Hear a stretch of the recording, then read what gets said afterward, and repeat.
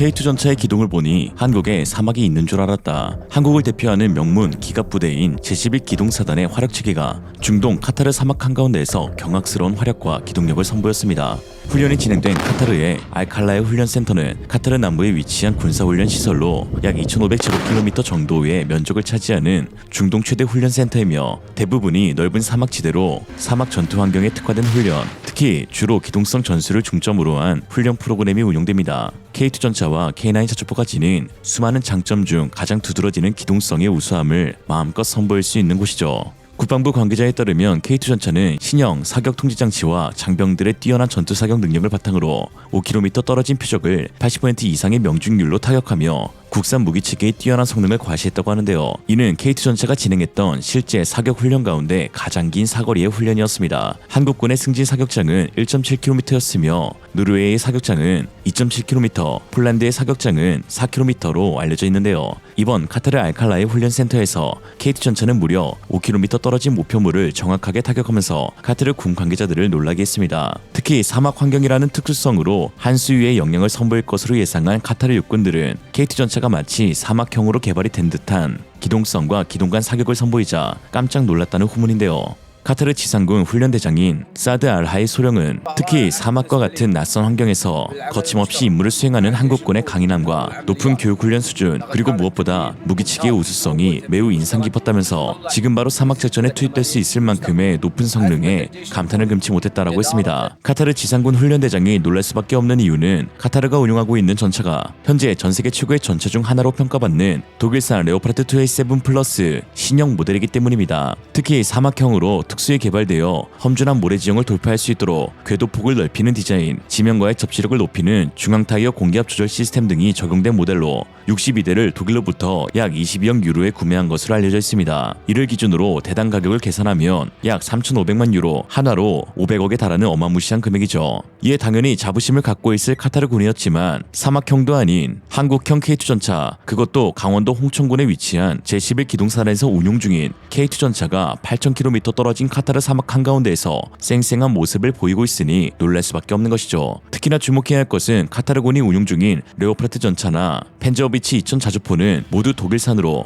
연합훈련을 빙자한 사실상 한국 대 독일 기갑 장비의 대결이었다는 것입니다. 전세계 최고 부자 국가 중 하나인 카타르는 그야말로 이른발 날리는 기갑 장비들을 수집하고 있는 상황인데요. 2016년 첫 번째 레오파르트 2A 플러스를 배치받았고 2018년 펜저비치 2000 자주포를 인도 완료했습니다. 두 장비 모두 한국의 K2와 K9의 국제적인 라이벌이라고 할 수 있는 최신식 기갑 장비이죠. 지난 노르웨이 수준에서는 K2 전차가 압도적인 설원 기동으로 독일 레오파르트보다 뛰어난 기동성을 인정받았고 폴란드 드래곤 입사 나토 연합훈련에서도 구릉 돌파 당시 유일하게 언덕을 돌파했던 K2 전차는 이제 사막에서도 그 성능을 10분 발휘하면서 역사상 최고의 기동성을 지닌 전차로 평가받고 있습니다. 사실 K2 전차에게 있어 사막은 익숙한 환경 중 하나인데요. 지난 2018년 오만에서 진행된 전차 평가에서 K2 전차는 사막의 모래폭풍을 뚫으며 완벽한 기동성으로 주행시험을 통과해 화제가 되기도 했습니다. 특히 당시 최종 후보에 이름을 올렸던 K2 전차의 배다른 동생인 터키 알타이 전차는 독일산 파워팩을 달고도 평가 도중 퍼지는 사고가 발생해 하차하기까지 했었는데요. 애초에 우리군이 요구한 K2 전차의 ROC 자체가 구릉이 많은 한반도에 적합한 높은 기동성을 요구했기 때문에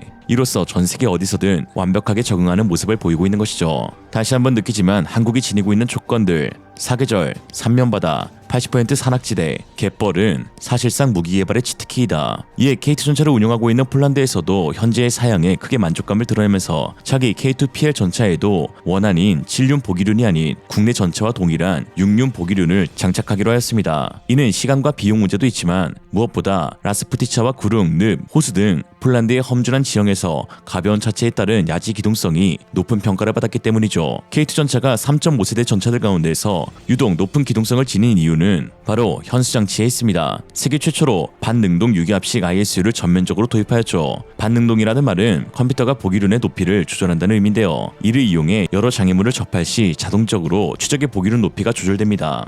또한 세계 최초이자 유일 동적 궤도 장력 조절기를 개발해 적용한 것도 K2 전차의 특장점 중 하나인데요. DTTS는 전차 궤도의 순간 장력을 측정하여 일정하게 조절하도록 하는 장치로 주행 중 접지 않은 노면의 형태에 따라 시시각각 바뀌는 궤도 장력을 컴퓨터와 유기압 제어 장치를 통해 항상 최적의 상태로 유지하게끔 하는 기능을 합니다. 폴란드 매체들에 따르면 365일 거의 늪지나 다름없는 폴란드 마주리아 지역에서 K2 전차는 마치 미친 듯이 질주하고 있는데 이는 DTTS라는 첨단 기술 덕분이라고 하였죠. 카타르에서 훈련을 지휘한 한국 장태환 연합훈련단 훈련대장은 극한 지형에서도 거침없이 기동하며 연합훈련을 성공적으로 마친 훈련단원들이 자랑스럽다며 제11 기동사단의 훈련 중 95% 이상은 산악과 같은 험지에서 이루어지고 있다고 했습니다. 이런 상 가운데 한국 K2 전차의 기동성에 푹 빠진 국가가 있습니다. 바로 아르메니아인데요. 최근 해외 군사 매체 아미레크고네이션은 아르메니아는 산악 지형에 적합한 한국의 K2 주력 전차를 주시하고 있다는 제목의 기사를 보도했습니다.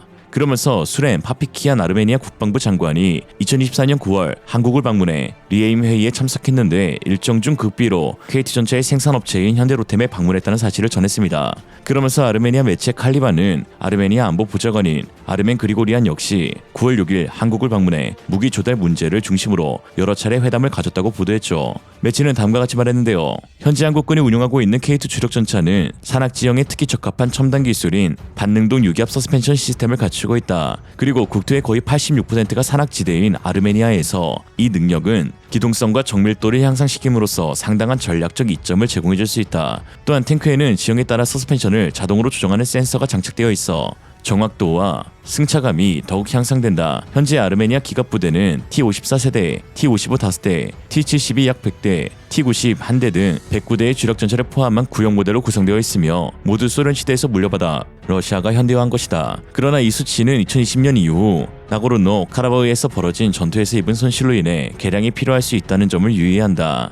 이 전차는 계속 운용되고 있지만 K2를 인수하면 아르메니아는 2020년대 동안 반복적인 분쟁을 겪은 이웃 국가인 아제르바이잔과의 지속적인 긴장을 해소하기 위한 최첨단 장비를 확보할 수 있다라고 했죠. 기사가 보도한 대로 아르메니아에게 있어 K2 전차는 가장 적합한 전차가 될 수 있는데요.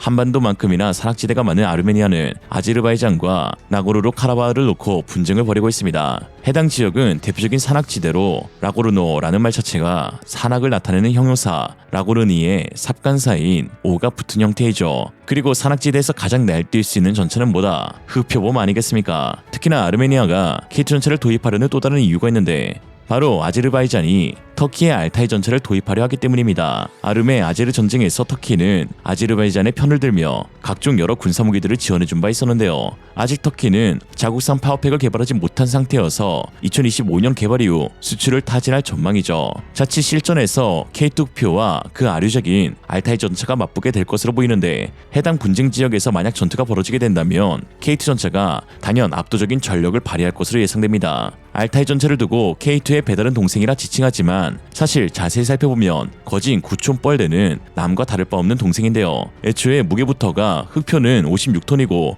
알타이는 65톤이며 보기륜 역시 흑표는 6축, 알타이는 7축으로 그 추구하는 지향성이 다릅니다. 또한 알타이는 조종수가 4명이 탑승하는 반면 흑표는 3명이 탑승하죠. 일각에서는 알타이 전차에도 유기압 현수장치가 탑재되어 K2표와 비슷한 기동력을 지녔다고 평가하는데 이는 사실과 다릅니다. K2표에 적용된 유기압 현수장치는 알타이에 적용된 HSU보다 한 단계 더 발전한 암 내장형 유기압 현수장치로 ISU라고 불리는 시스템입니다. 알타이에 적용된 HSU는 주행시 승차감을 높이고 주포 사격 때 발생하는 반동을 제어할 목적으로 설계되는 것들이 일반적인데요. 반면 보기륜의 유압까지 조절할 수 있는 K2 흑표의 ISU 현상치는 승차감과 주포 반동 제어는 물론 무릎을 꿇거나 차체를 한쪽으로 기울이는 것 같은 자세 제어 행동을 취할 수 있습니다. 특히나 K2와 알타이의 가장 큰 차이점으로 꼽히는 것이 K2 전차는 자동장전 장치를 탑재한 반면 알타이는 수동으로 사람이 직접 장전한다는 것입니다. 이는 나고르노 카라바흐 같은 고산지대에서 엄청난 발사 속도의 차이를 가져다주게 되는 것으로 평평한 지역에서의 기동간 사격에서도 어려운 수동 장전을 좌우 앞뒤로 크게 흔들리는 산악지대에서 해야 하기 때문입니다. 두 전차는 엄연히 다른 전차이죠. 이런 상황 가운데 최근 국방부 유튜브 채널에서는 폴란드에서 운용 중인 K2 전차의 미친 기동 영상을 선보였는데요. 도저히 돌파가 불가능해 보이는 각종 늪지와 험지들을 아주 여유롭게 돌파하는 모습이 장관이었습니다. 폴란드에 첫 수출된 K2 전차가 처음으로 인도된 20기계화 여단.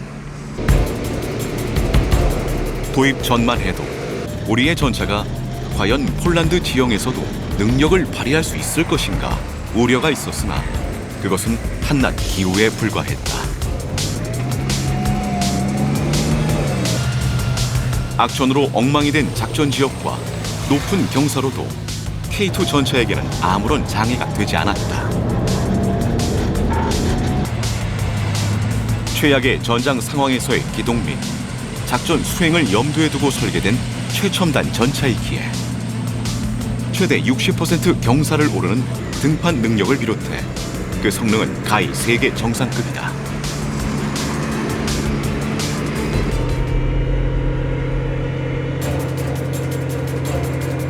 지형 지물을 이용할 수 있도록 전차의 높낮이를 조절하는 유기압 서스펜션, 1500마력 고출력 엔진을 탑재해 최대 시속 70km의 고속 기동 능력, 또한 산지가 많고 험준한 지형에서도 최적의 사격 각도를 확보할 수 있는 차체 자세 제어 능력, 여기에 실시간 궤도 장력 제어 장치를 통해 궤도 이탈을 방지하는 남다른 기동력까지. 폴란드의 다양한 지형에서도 K2 전차는 그 성능을 유감없이 발휘하며 폴란드 육군의 기갑 능력을 한층 더 강화시키고 있다. 이런 상황 가운데 터키 밀떡들 사이에서 이상한 기류가 흐르고 있습니다. 예전까지만 해도 알타이 전차가 한국으로부터 받은 기술 이전이 없다고 부인했으나 K2의 폴란드 천대 수출 이후에는 알타이를 직접 K2의 동생으로 부르고 있는 모습인데요. 그때그때마다 달라지는 알타이의 가족사. 족같구나. 오늘의 한 줄 평. 동생이라고? 너 누군데? 이상으로 리얼리즘이었습니다. 여러분의 생각은 어떠신가요? 현명하고 지혜로운 여러분의 의견을 지금 댓글에 남겨주세요. 감사합니다.